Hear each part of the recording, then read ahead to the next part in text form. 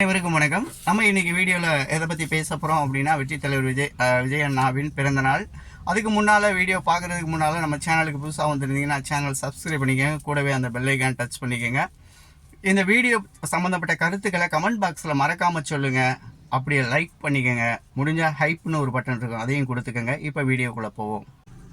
நீங்க நல்லா இருக்கணும், நாடு முன்னேற, இந்த நாட்டில் உள்ள ஏழைகளின் வாழ்வு முன்னேற. நீங்க நல்லா இருக்கணும், நாடு முன்னேற, இந்த நாட்டில் உள்ள ஏழைகளின் வாழ்வு முன்னேற.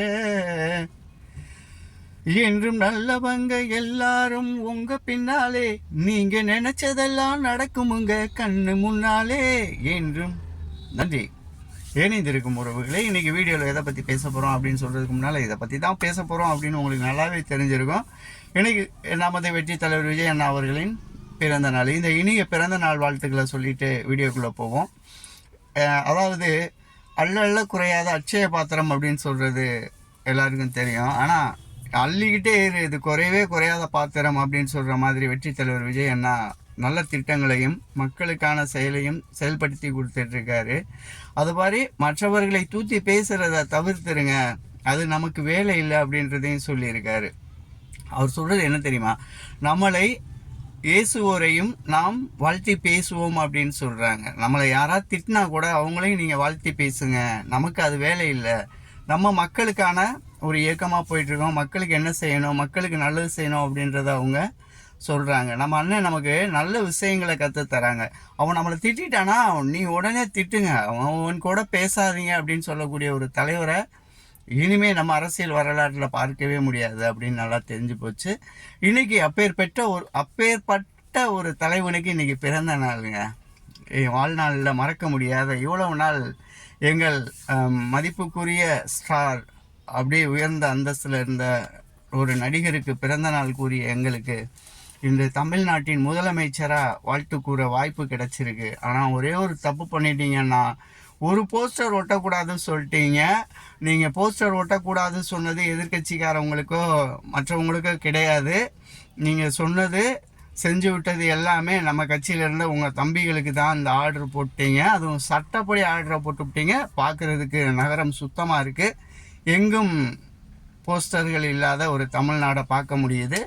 ஃப்ளெக்ஸு விளம்பரங்கள் இல்லாத ஒரு தமிழ்நாடாக மாறும் அப்படின்றதுல எந்த விதமான ஒரு மாற்று கருத்தும் இருக்காது அப்படின்றது. ரொம்ப நல்ல ஆட்சி பண்ணுறீங்கண்ணா. ரொம்ப பெரிய அளவில் லாவண்யம் ஊழலற்ற ஒரு ஆட்சியை மக்களுக்கு கொடுத்துருக்கீங்க. இது மக்களுக்கான ஆட்சி அப்படின்றத நிலைநிறுத்திட்டீங்க. நீங்கள் சொன்ன மாதிரி திரையில் நடிச்சிருக்கீங்க.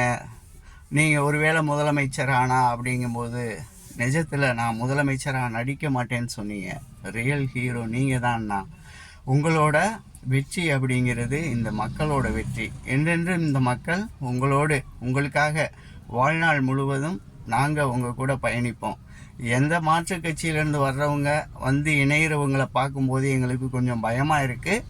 அவங்க நமக்கானவங்களா இல்லையோ, அவங்க எப்படி நமக்கு உண்மையாக இருப்பாங்க அப்படின்ற ஒரு மிகப்பெரிய ஐயமும் அச்சமும் எங்களுக்குள்ளே இருக்குது. ஏன் அப்படின்னா, ஒருவேளை நம்ம மேலே பாசம் இருந்து வந்து இணைஞ்சிருந்தாங்கன்னா எலெக்ஷனுக்கு முன்னாலே நம்ம கட்சியில் வந்து இணைஞ்சிருப்பாங்க, உங்களுக்கான ஒரு உறவாக பயணிச்சிருப்பாங்க. நான் கூட ஏன்னா இன்றைக்கி வெற்றி தலைவர் விஜய் அண்ணா கூட இருக்கிற ஜென்சி கிட்ஸ் முதல் முறை வாக்காளர்கள் தவிர்த்து மற்ற அனைவருமே மாற்று கட்சியிலிருந்து வந்தவங்க தான். ஒரு கட்சியில் இருந்து பிடிக்காமல் அவமானப்பட்டு ஒரு அசிங்கப்பட்டு வெக்க வேதனையெல்லாம் பட்டு துப்பு துயரம்லாம் பட்டு இவங்களோட வாழ்கிற மேடா எப்படா டைவர்ஸ் வாங்க போகிறோன்னு சொல்லிட்டு அவங்கள விட்டு வந்தவங்க ரொம்ப பேர் இருப்போம்.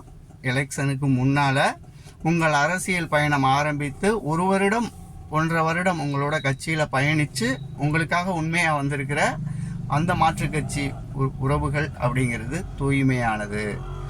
ஆனால் நீங்கள் வெற்றி பெற்றதுக்கப்புறம் நீங்கள் ஆட்சி அமைக்கக்கூடாது அப்படின்னு மிகப்பெரிய அளவில் போர்க்கடி தூக்கிட்டு இனிமேல் ஒன்றும் பண்ண முடியாதுடா, நமக்கு அங்கே தான் சோறு இருக்குது, நமக்கு அங்கே போனால் தான் 10 பைசா சம்பாதிக்க முடியும். ஏன்னா இவங்க பூரா இப்போ வந்து சேர்றவன் பூரா 100% அக்மாருக்கு முத்திரை இட்ட அக்யூஸ்டுகள்.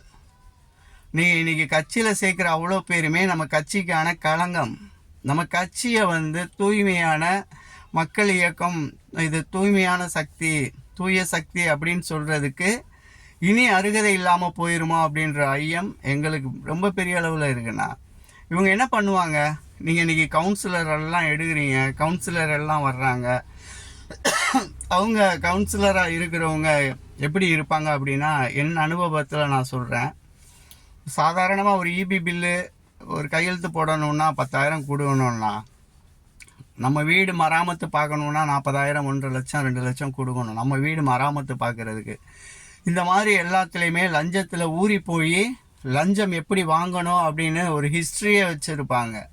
அவங்க தான் இப்போ நம்ம கட்சியில் வந்து இணையிறாங்க. அவங்க எப்படி உண்மையாக இருப்பாங்க, எப்படி லஞ்சம் வாங்காமல் இருப்பாங்க, நல்லபடியாக இருக்க நம்மளுக்கும் அந்த லஞ்சம் வாங்கும் விதத்தை சொல்லி கொடுத்துட மாட்டாங்களா?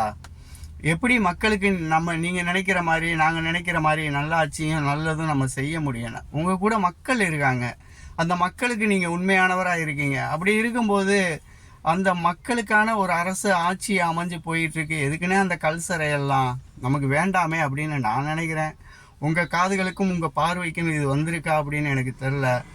மாற்றுக் கட்சியிலிருந்து அடிமட்ட தொண்டர்கள் வரட்டும், அது ஒன்றும் பிரச்சனையே இல்லை, அவங்க வரணும். ஆனால் அதே கட்சியில் ஒரு பொறுப்பில் இருக்கக்கூடியவரை நீங்கள் கட்சிகளை இணைச்சிங்க அப்படின்னா, உங்ககிட்ட இருக்க நல்லவங்க, உங்களோட நீ எங்கள் அண்ணே அப்படின்னு சொல்லி அழைச்ச உறவுகள் உங்களை விட்டு போயிடுவாங்கண்ணே. ஏன்னா அவங்க இங்கே வந்ததுக்கப்புறம் இவங்களை அடக்கி ஆளுவாங்க. ஏன்னா நாங்கள் திட்டுனது எல்லாமே அவங்கள தான். உங்களோட வந்து இணைஞ்சிட்டு உங்களோட வரும்போது அவங்கள பிடிக்காம தான் உங்களோட வந்து இணைஞ்சோம். அவங்கள எங்களுக்கு பிடிக்காது, அந்த கட்சிக்காரங்களே எங்களுக்கு பிடிக்காது. அவன் பூரா திருடன், அவன் பூரா களவான்றவன், அவன் எப்படி மக்கள் காசை கொள்ளையடித்து திங்கலான்னு நினைக்கிறவன். அவனை நீங்கள் உள்ளே கொண்டுட்டு வர்றீங்க. அவன் மேலே இருந்த கோபத்தில் தான் நாங்கள் உங்களோட வந்து இணைகிறோம். ஆனால் நீங்கள் என்ன பண்ணுறீங்க? அவனையும் சேர்த்து உங்களோட வச்சுக்கும் போது எங்கும் நம்ம தடை மாறிட்டோமோ, நம்ம தவறான ஒரு நபரோட தேடி வந்துட்டோமோ. இவங்க தானே அங்கேயும் இருந்து நம்மளை கொடுமைப்படுத்தினாங்க, இப்போ இவங்களும் இதே கட்சிகளை வர்றாங்களே அப்படின்னு ஒரு வேதனை மனசுக்குள்ளே ஆழமாக வருது. நாங்கள் வேணும்னு நினைக்கிறீங்களா? தூய்மையான உண்மையான உங்கள் மீது பாசம் கொண்ட என்னோடய வீடியோலாம் 1 வருஷம் பின்னால் கூட எடுத்து பாருங்கள்.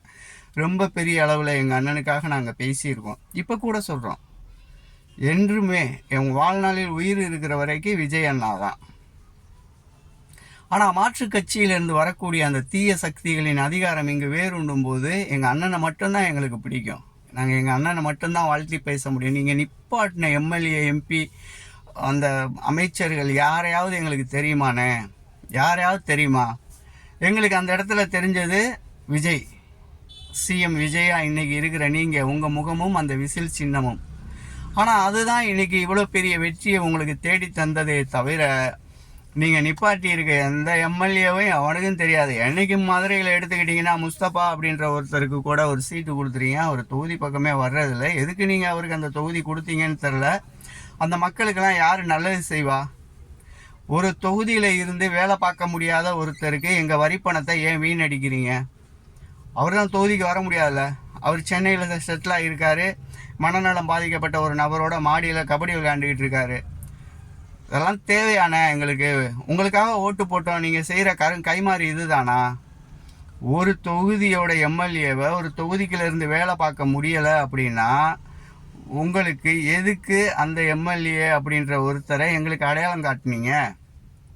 எங்கள் தொகுதிக்குள்ளே இருந்த பழைய ஆள் இருந்திருந்தா கூட ஏதோ 10 கஞ்சு பழுது இல்லாமல் போய் கதவை தட்டி, அண்ணே எங்களுக்கு ஒரு பிரச்சனைண்ணே கொஞ்சம் வந்து பாருங்கண்ணே அப்படின்னு சொல்லியிருப்போமே. ஒரு நானே மெட்ராஸுக்காக போய் ஒரு நாள் ஃப்ளைட்டை எடுத்துகிட்டு போய் இல்லை ரயில் புக் பண்ணி, அண்ணே தொகுதியில் இந்த பிரச்சனை இருக்குது வந்து பாருங்க நான் சொல்ல முடியும்? மிஸ்டர் முஸ்தபா எம்எல்ஏ அவர்களே, உங்களால் மதுரையிலேருந்து வேலை பார்க்க முடியலைன்னா தொகுதியை ரிசைன் பண்ணிட்டு போயிருங்க. மதுரைக்கான ஒரு எம்எல்ஏ நீங்கள் ஜெயிச்சிருக்கீங்க. இன்றைக்கி மற்ற எம்எல்ஏ அமைச்சர்கள் இன்றைக்கி பார்த்துக்கோங்க, அவ்வளோ உட்காந்து இன்றைக்கி அண்ணன் சிடிஆர் நிர்மல்குமார் அண்ணன்லாம் அண்ணலாக வேலை பார்த்துட்ருக்காரு. நீங்கள் எதுக்கு ஒரு தொகுதியை கெடுத்து ஒரு மக்களை கெடுத்து வச்சுருக்கீங்க? வைக்க பொருளை நாய்ப்படுத்த மாதிரி அப்படின்னு நாங்கள் சொல்லுவோம். உங்களால் எங்கள் தொகுதியில் இருந்து வேலை பார்க்க முடியாது அப்படின்னா ரிசைன் பண்ணிட்டு போயிருங்க, அதுதான் உங்களுக்கு மரியாதை. இந்த மாதிரி கெட்ட பேர்களை ஏற்படுத்திட்டீங்கன்னா அடுத்து வாக்களிக்கக்கூடியவங்க முகம் தெரியாதவங்களுக்கு வாக்களிச்சிட்டோம் அப்படின்னா இவங்க வேலை பார்க்க மாட்டாங்க அப்படின்ற ஒரு எண்ணம் வந்துடும். தயவு செஞ்சு சொல்கிறேன், வெற்றி தலைவர் விஜய் அண்ணா, உங்கள் அமைச்சரையில் ஒருத்தர் தண்ட சம்பளம் வாங்கிக்கிட்டு இருக்காரு. ஒன்று அவரை ரிசைன் பண்ண சொல்லுங்கள், இல்லை அவரை மதுரையில் வந்து தங்க சொல்லுங்கள். இது ரெண்டு தான். முடியலையா, அடுத்த எலெக்ஷனில் நாங்கள் பார்த்துக்குறோம். 5 வருஷம் என் புட்டம் மண்ணள்ளி போட்டாங்க, 60 வருஷம். இந்த ஒரு ஜீவன் 5 வருஷம் மண்ணள்ளி போட போகுது. அது விஜயண்ணா ஆட்சியில் நடக்க வேணாமே அப்படின்னு பார்க்குறோம். வெற்றி தலைவர் விஜயண்ணா ஆட்சியில் இப்படி ஒரு கெட்ட பேரும் வேண்டாம் அப்படின்னு நினைக்கிறோம். வாழ்க பல்லாண்டு பல்லாண்டு பல்லாயிரத்தாண்டு பல நூறு ஆண்டு. என்றும் உங்கள் நிழலில் உங்கள் தம்பிகளாக என்றென்றும் பயணிப்போம். நன்றி, வணக்கம்.